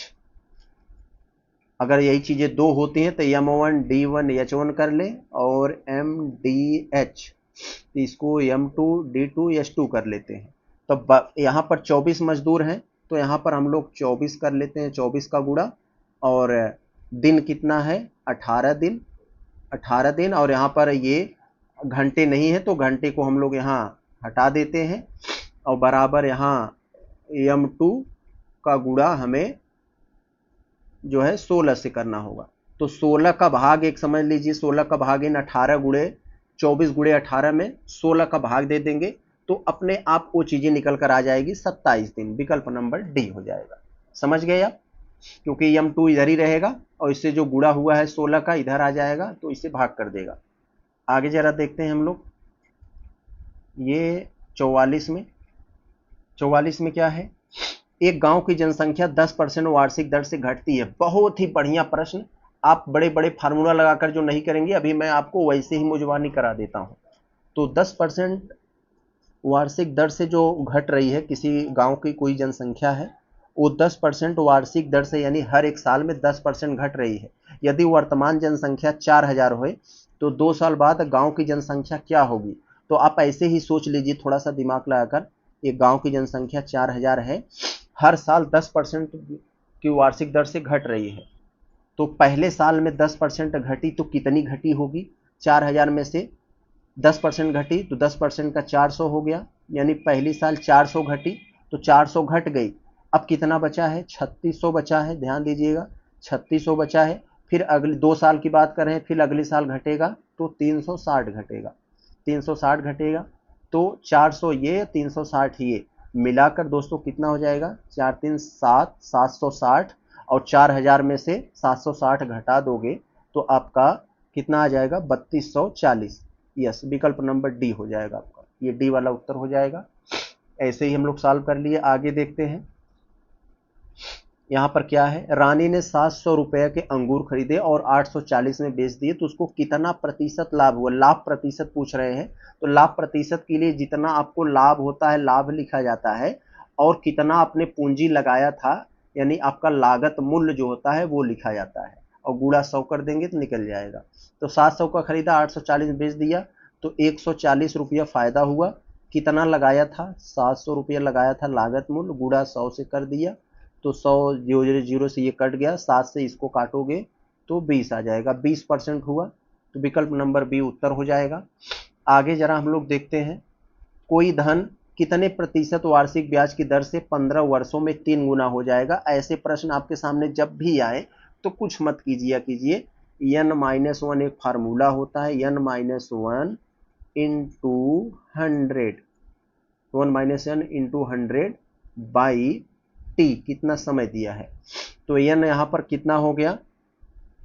15 वर्षों में 3 गुना हो जाएगा, तो ये जो 3 गुना है ये n है, तो n में से 1 जाएगा यानी 2 बचेगा, 2 गुणे 100 हो जाएगा यहाँ, और गुणे टी कितना दिया है? 15, तो 200 में 15 का भाग दोगे तो आपका 13.33 ये वाला आ जाएगा, विकल्प नंबर बी।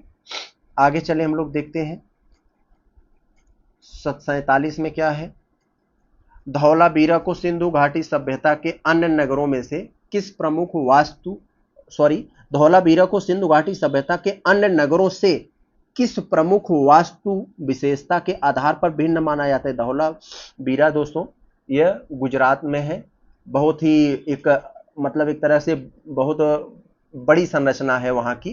तो यहाँ पर धौलावीरा, यहाँ क्या है, ये एक तरह का वहां ये पत्थर से बनी है, यस, विकल्प नंबर ये सी हो जाएगा, या पत्थर से बनी स्थायी संरचना है, जबकि अन्य जगहों पर ईंटों से बनी है, कहीं ईंटें कहीं पर कच्ची ईंटें, इसलिए वह अन्य जगहों से इसे फेमस बनाती है धौलावीरा को। तो 47 ये हो गया हमारा, गुजरात में स्थल है यह स्नानागार। आगे चले हम लोग देखते हैं, अब 48 में क्या है हमारा, आप एक संग्रहालय क्यूरेटर हैं, ध्यान से दीजिएगा, कंसेप्चुअल प्रश्न है, संग्रहालय क्यूरेटर है और सिंधु सभ्यता में बाल्य जीवन को दर्शाना चाहते हैं, तो आप कौन सी वस्तु आप प्रदर्शनी में शामिल करेंगे? तो भाई पहिएदार गाड़ियां, यस, यही चीजें दर्शाती हैं भाई, बाल्य जीवन को दर्शाना है तो हम लोग छोटे थे मिट्टी की गाड़ियां बनाते थे, पहिए बनाते थे। ये टेराकोटा पशु पंछी, यस, टेराकोटा मतलब एक तरह का वही मतलब मिट्टी के, और मिट्टी के ये छकड़े और घोड़े, यस, ये सब, और ये नृत्य करती बालिका जो है ये यौवन को दर्शाता है, तो ये नहीं रहेगा, बाल्य जीवन में ये नहीं रहेगा। तो 1 2 4 यही 3 लगाएंगे हम, अगर संग्रहालय क्यूरेटर हैं तो 1 3 4 विकल्प नंबर बी। आगे चले देखते हैं, कंप्यूटर के मस्तिष्क किसके जाता है? CPU, central processing unit. आगे देखते हैं 50 में, रेफ्रिजरेटर में कौन सी यानी फ्रिज में कौन सी गैस प्रयोग की जाती है? तो अमोनिया किया जाता है, आप लोग जानते हैं। आगे चले अगर हम लोग देखते हैं 51 वाले में, ऑक्सीजन का अणु, ऑक्सीजन के मॉलिक्यूल आपस में किस बॉन्ड के द्वारा जुड़े होते हैं? तो डबल बॉन्ड के द्वारा। आगे जरा देखते हैं हम लोग, सिंपल सा प्रश्न है, फैक्चुअल, आप लोग बड़े ही आसानी से इसे करके तोड़ देंगे। अभी कुछ कथन है दिए गए हैं, कथनों विचार करके बताइए कौन सा सही है। उत्तर प्रदेश की प्रथम महिला राज्यपाल सरोजिनी नायडू हैं जी, कोई डाउट नहीं, सही है। सुश्री मायावती जी राज्य की 4 बार मुख्यमंत्री बनी, यस 4 बार ही बनी, लेकिन उनका कार्यकाल केवल 7 से 12 वाले में ही ये पूरा था, बाकी और वाले में पूरा नहीं था, तो यस ये भी सही है। श्री मोहम्मद शफी कुरैशी और श्री BL जोशी दोनों ने 2 बार उत्तर प्रदेश के राज्यपाल के रूप में कार्य किया, यस। तो देखें, अगर आप एक इन दोनों से अगर क्लियर है, 1 और 2 से क्लियर है, तो इसका मतलब आप समझ गए उत्तर तो या तो आपका ए होगा या तो डी होगा। आप समझ गए हैं कि भाई उत्तर अब बी और ये तो नहीं हो सकता, क्योंकि आप एलिमिनेशन आपका आप कंफर्म है 1 2 सही है, तो आप यही से हैं। तो आत्माराम, इसके मान लीजिए हम छोड़ देते हैं, तीसरा भी हमें क्लियर नहीं है इनके बारे में। श्री आत्माराम गोविंद खेर उत्तर प्रदेश के सर्वाधिक बार विधानसभा अध्यक्ष रहे हैं जी, ये बिल्कुल सही है, ये वाला हमारा जो है सही है। चौथा से हम क्लियर है, तो 1 3 4 हमारा क्लियर है। तो 1 2 4, तो 1 2 4 क्लियर है, तो 1 2 4 क्लियर है हम, तो इसका मतलब हमारा ये सही होगा डी वाला, यस। इसका मतलब सभी सही है, ये भी सही है, सभी सही है। आगे चले हम लोग देखते हैं 53 में, देखते हैं क्या है। अगर हम लोग 53 में यहां देखते हैं तो दोस्तों एक बहुत अच्छा प्रश्न है। जिला, उत्तर प्रदेश के जो 75 जिले हैं और उनका मुख्यालय, ये चीज आप एक बार जरूर पढ़िएगा, क्योंकि दोस्तों 12-13 के आसपास, अभी मैं स्क्रीनशॉट यहां पर मुझे याद आ जाएगा तो स्क्रीन पर दे दूंगा, कुछ ऐसे जिले हैं जो अपने जिलों से हट के नाम उनका मुख्यालय है। जैसे अमेठी का गौरीगंज हो गया, कुशीनगर का पडरौना हो गया, भदोही का ज्ञानपुर हो गया, इस तरीके से। तो उनको आप पढ़ लीजिएगा, क्योंकि बाकी सब जिले जो हैं वो जिलों के नाम पर ही मुख्यालय के नाम रखे गए हैं, लेकिन हमारे हिसाब से 12 या 13 के आसपास ऐसे जिले हैं जो जिलों के नाम से हटकर हैं। तो मैं अभी स्क्रीन पर दे दूंगा। अमेठी गौरीगंज है, यस मैंने बताया। कुशीनगर पडरौना है, यस। गौतम बुद्ध नगर दादरी, तो ये यहाँ पर गौतम बुद्ध नगर दोस्तों दादरी नहीं है, ये चीज यहाँ पर ये आपको गलत दे दिया है। और अंबेडकर नगर का अकबरपुर है। तो यहाँ पर 1 आपका सही है, 2 सही है, 4 सही है, तो 1 2 4 बी वाला उत्तर आपका यहाँ पर सही है। तो यहाँ पर जो गलती किया है दोस्तों गौतम बुद्ध नगर का, दोस्तों ये नोएडा होगा, दादरी थोड़ी ना होगा, नोएडा। तो यही गलती थी यहाँ पर। तो आपको मैं दिखा दूंगा, जैसे फर्रुखाबाद का काम्पिल्य हो जाता है, ऐसे बहुत सारे नाम हैं, मैं दे दूंगा। आगे जरा देखते हैं 54 में, उत्तर प्रदेश में स्थापित सांस्कृतिक संस्थानों के बारे में कुछ जोड़े दिए गए हैं। उन जोड़ों पर पढ़कर आप बताइए कि कौन सा आपका सही सुमेलित है। तो जरा देखते हैं सही सुमेलन क्या है मेरे भाई। यहाँ पर राज्य ललित कला एकेडमी 1962 में लखनऊ में स्थापना, यस। लेकिन अगर यही केंद्र वाली बात किया जाए, केंद्र में जो ललित कला स्थापना हुआ था तो 1954 में उसका हुआ था। यहाँ कंफ्यूजन होता है लोगों में। भातखंडे संगीत संस्थान वाराणसी में करें हुआ था 1966, नहीं मेरे भाई वाराणसी में ये नहीं हुआ है, ये हुआ है लखनऊ में। तो यस ये यहाँ पर हो गया, ये गलत दिया है तो दूसरा वाला आपका गलत हो गया। राष्ट्रीय कथक संस्थान लखनऊ 1985 करें हुआ है, तो मेरे भाई लखनऊ में हुआ है लेकिन 1985 में नहीं, ये 1988-87 के आसपास हुआ है, तो ये हो जाएगा, ये भी गलत हुआ। भारत कला भवन 1920 में करे हैं, वाराणसी में हुआ था, तो यहाँ पर यस ये सही है। तो पहला और चौथा सही है, केवल विकल्प नंबर बी हो जाएगा आपका। आगे अगर हम देखें 55 वाले में, अच्छा प्रश्न है, निम्नलिखित युग्मों पर विचार कीजिए। तो आपको परफ्यूम कन्नौज, यस ये भी सही है। लेदर टेक्नोलॉजी पार्क कह रहे हैं कानपुर है, कानपुर नहीं है मेरे भाई, उन्नाव है, ये उन्नाव है, तो ये गलत हो गया। मेगा फूड पार्क बहेड़ी जो बरेली में है, यस ये सही है, तो पहला तीसरा सही है। जैव प्रौद्योगिकी बायोटेक्नोलॉजी पार्क कर रहे हैं प्रयागराज में, तो मेरे भाई प्रयागराज में नहीं, यह लखनऊ में है, तो यस, तो ये भी गलत हो गया।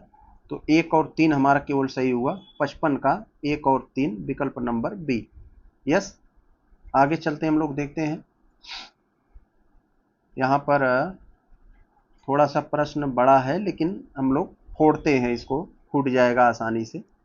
तो चले देखते हैं क्या है भाई। हाल ही में संपन्न 11वां ब्रिक्स संसदीय फोरम 2025 के संबंध में जो हुआ है, 11वां ब्रिक्स संसदीय फोरम 2025, उसके संबंध में कथन है। कथनों को पढ़कर बताइए, सही उत्तर दीजिए। तो 11वां ब्रिक्स संसदीय फोरम ब्रासीलिया ने ब्राजील में आयोजित हुआ। यस, ब्राजील में हुआ था, अपने मोदी जी गए थे यहाँ, और इसमें भारत सहित कुल 10 देशों ने शामिल हुआ था। सही है। भारत के ने सम्मेलन में आतंकवाद के विरुद्ध जीरो टॉलरेंस नीति का पुनर्जोर वकालत की, जिसे संयुक्त घोषणा में सम्मिलित किया गया। यस, सही है। सम्मेलन में कृत्रिम बुद्धिमत्ता यानी एआई, आर्टिफिशियल इंटेलिजेंस, वैश्विक व्यापार और सुरक्षा जैसे विषयों पर विचार विमर्श हुआ। यस, आजकल एआई की नहीं होगा तो क्या होगा। 12वां ब्रिक्स संसदीय फोरम भारत में आयोजित किया जाएगा। यस, तो ये सही है। तो विकल्प नंबर डी हमारा सही हो जाएगा, यानी 56 में जो है वो सब के सब सही है। विकल्प नंबर हमारा डी हो जाएगा। आगे अगर हम देखें 57 वाले में, 57 वाले में क्या है दोस्तों, हाल ही में एक जापानी निजी अंतरिक्ष मिशन चंद्रमा पर उतरने का प्रयास करने में विफल हो गया। हाल ही में एक जापानी निजी अंतरिक्ष मिशन चंद्रमा पर उतरने का प्रयास करते समय फेल हो गया। इस संबंध में कुछ कथन दिए गए हैं। क्या कथन है भाई, जरा देखते हैं। यह जापान का दूसरा निजी चंद्र मिशन था जो लैंडिंग से पहले फेल हो गया। यस, मिशन ने चंद्र धूल एकत्र करने हेतु एक यंत्र तथा एक विदेशी कलाकार द्वारा डिजाइन किया गया खिलौना घर भी था। तो दोस्तों गलती जो यहाँ पर तीसरा वाले में है, जो मिशन पर जो है चंद्रमा पर उतरने से 2 मिनट पहले ही, यहाँ कह रहे हैं उतरने पर जो है, उतरने के बाद नहीं, उतरने से पहले ही टूट गया था, तो ये गलत हो जाएगा। इससे पहले जापान का निजी चंद्र मिशन सफल रहा है।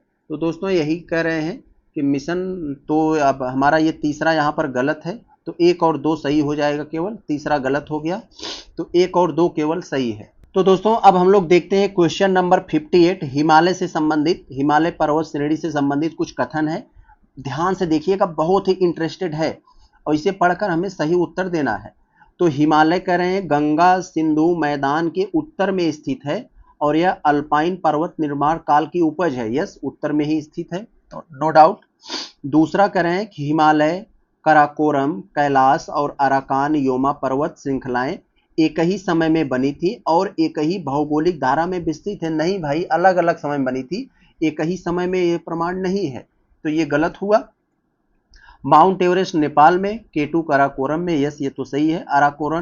अराकान योमा पर्वत श्रेणी का विस्तार उत्तर पश्चिम से दक्षिण की ओर है। यस, ये सही है। 1, 3, 4 हमारा हो जाएगा, बी वाला सही है। आगे अगर हम लोग देखें तो क्या है हमारा यहाँ, इगोरोड जनजाति किस देश से संबंधित है। तो इगोरोड जनजाति दोस्तों ये फिलीपींस के लूनोस द्वीप के उत्तर में रहती है। ये तो फिलीपींस है, इसमें यहाँ है, बी हो जाएगा। आगे अगर हम लोग देखें 60 वाले में, तो 60 वाले में दोस्तों हमें क्या है, मिट्टी से संबंधित कुछ कथन दिए गए हैं, पढ़कर बताइए कौन सा सही है। तो लाल और पीली मृदाओं के रंग लोहे के विसरण के कारण होता है और महीन कणों वाली मृदा सामान्यतः उर्वर होती है।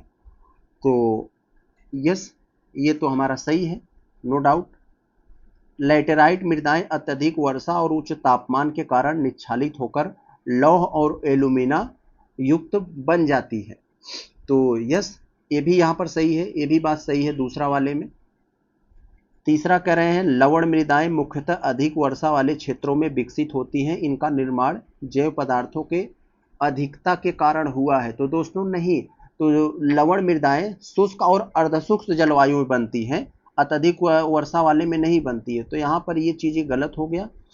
तो चौथा में क्या है, जलोढ़ मृदाएं नदियों द्वारा लाई गई महीन गाद से बनती हैं, इन पर गहन कृषि की जाती है। यस, ये सही है। 1, 2, 4 यानी केवल 3 सही है। आगे जरा हम देखते हैं 61 वाले में। 61 में क्या है, मृदा निम्नीकरण की सही परिभाषा को क्या दर्शाता है। यानी भाई मृदा निम्नीकरण क्या होता है, तो आप लोग जानते होंगे, वह प्रक्रिया जिसमें मृदा की उर्वरता घटती है और पोषण स्तर और गहराई में कमी आती है। तो विकल्प नंबर सी हमारा यही सही है। मृदा जिसे निम्नीकरण, जिसे अवकर्षण भी कहा जाता है, उर्वरता में इसकी गिरावट आ जाती है, ये आप लोग जानते हैं, सी वाला हो जाएगा। आगे देखते हैं हम लोग 62 में। 62 में दोस्तों क्या है, 62 में कह रहे हैं किसी परीक्षा में उत्तीर्ण हुए लोगों में स्मिता का स्थान, स्मिता नाम की कोई स्टूडेंट है, उसका स्थान 16वां, ऊपर से 16वां और नीचे से 29वां है। 6 छात्रों ने परीक्षा छोड़ दिया और 5 छात्रों उसमें अनुत्तीर्ण रहे। कक्षा में कुल कितने छात्र थे? तो ये वाला प्रश्न दोस्तों काफी ज्यादा एग्जाम में पूछा जाता है ऐसे। तो ये आप जो है रीजनिंग का सवाल है, इसे आप बड़े ही आसानी से कर सकते हैं, इसमें कुछ करना नहीं होता है। उत्तीर्ण छात्रों की संख्या अगर पता करना है तो पहले हम लोग यहाँ पर ये 16 को ऐड कर लेंगे, फिर इधर ये नीचे 28वां है तो एक कम करके 29वां है, 28 जोड़ लेंगे तो ये हो गया हमारा। तो यहाँ पर ये आ गया 44 आ जाएगा।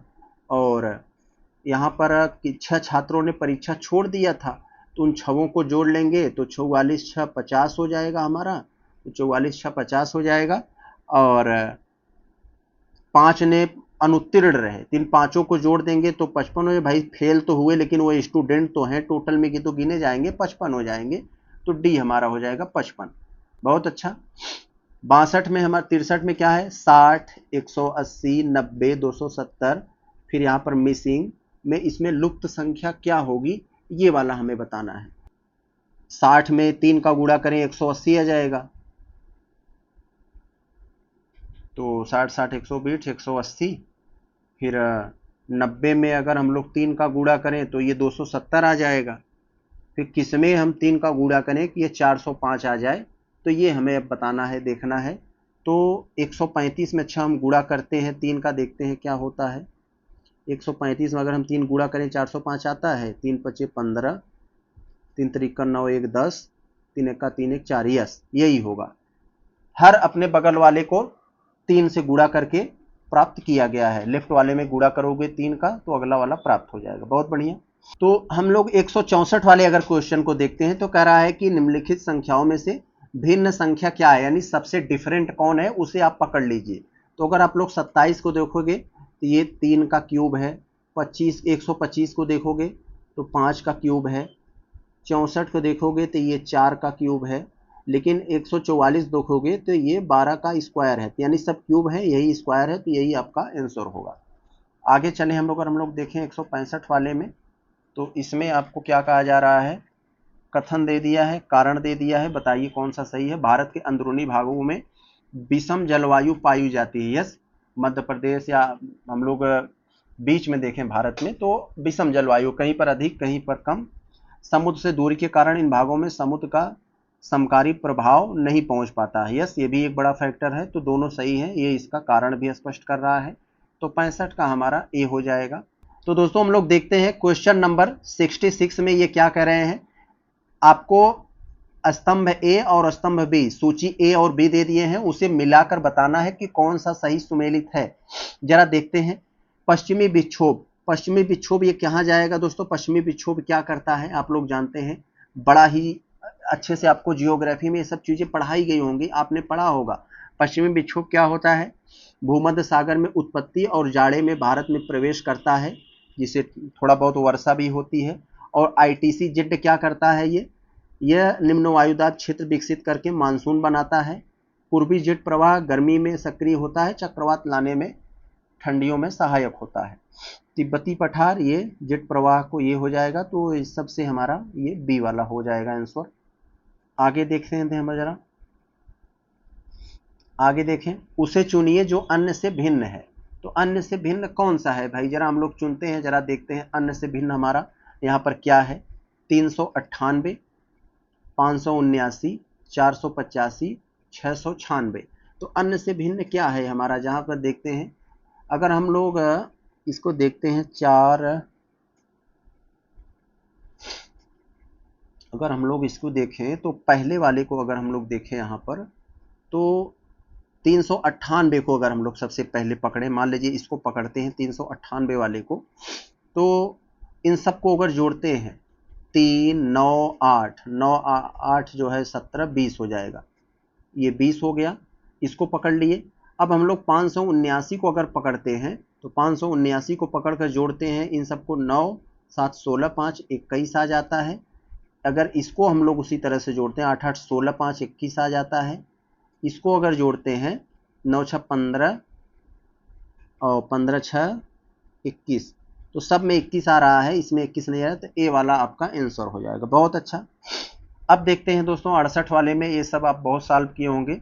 चिन्ह जो बदलने वाला, प्लस का गुणा हो गया और माइनस का अर्थ गुणा हो गया,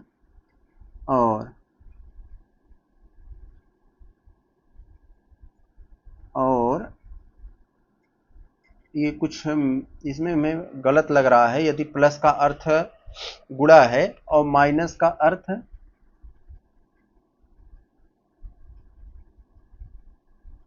तो इसमें कुछ फॉल्टनेस है दोस्तों, हम लोग इसे बाद में देख लेते हैं। अगला हम लोग अगर देखें 69 वाले में, भारतीय रिजर्व बैंक यानी आरबीआई के मुख्यालय के बाहर स्थापित विशेष यक्ष और यक्षी की यह सुंदर मूर्तियों किस प्रसिद्ध कलाकार ने बनाया था? तो विकल्प नंबर आपका यहाँ जो होना चाहिए ये रामकिंकर बैज, विकल्प नंबर डी हो जाएगा। हम लोग अगर 70 वाले प्रश्न को देखते हैं तो इसमें क्या है, निम्नलिखित कथनों पर विचार करें। तो विचार करके बताएं क्या है, कौन सा कथन सही है। तो पहला कथन का अगर हम लोग पढ़ते हैं यहाँ पर, तो उर्वरक मानव निर्मित होते हैं जबकि खाद प्राकृतिक रूप से होता है। तो यस, ऐसा प्रचलन है हमारे समाज में, हम लोग ऐसे ही बोलते हैं, तो सही मान लेते हैं, सही है। खाद खेतों में बनाई जा सकती है जबकि उर्वरक का निर्माण फैक्ट्रियों में, यस सही है। खाद से मिट्टी को ह्यूमस नहीं मिलता जबकि उर्वरक से ह्यूमस को प्रचुर मात्रा में प्राप्त होता है, तो गलत बात है। खाद से मिट्टी को ह्यूमस तो मिलता ही है ना, कैसे नहीं मिलेगा, तो ये गलत है। उर्वरकों में पादप पोषण अधिक होते हैं जबकि खाद में तुलनात्मक रूप से कम होता है, यस, तो 1 2 4 ए हो जाएगा। तो दोस्तों इस तीसरे टेस्ट सीरीज का हम लोगों ने पार्ट ए कंप्लीट कर लिया है, क्योंकि 70 क्वेश्चन कर लिया है, बाकी के 70 जो है हम पार्ट बी में करेंगे। वीडियो बहुत लंबा ना हो जाए, इसको हम यही रोकते हैं और हम लोग अगले यही टेस्ट सीरीज तीसरे वाले का पार्ट बी लेकर आएंगे, फिर बचे हुए 70 प्रश्न सॉल्व करेंगे। नमस्कार।